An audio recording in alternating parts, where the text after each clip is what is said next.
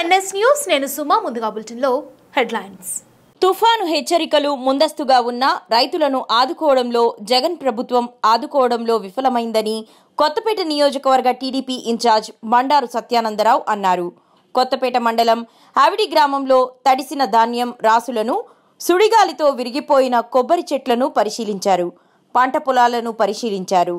తుఫాను హెచ్చరికలు ఉన్న కల్లాల్లో ధాన్యం కొనుగోలు చేయకపోవడం వల్ల ధాన్యం తడిసిపోయి రైతులు నష్టపోయారని అన్నారు.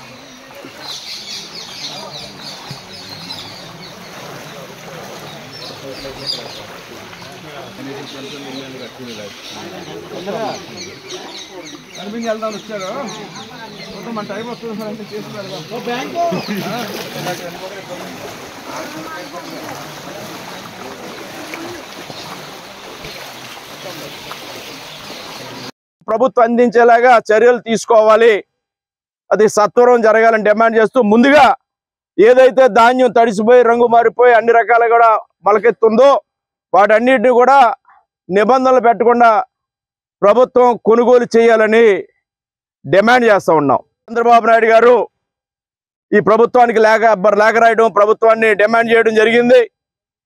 త్వరలో వారు కూడా ఈ ప్రాంతానికి కూడా వచ్చే అవకాశం ఉంది.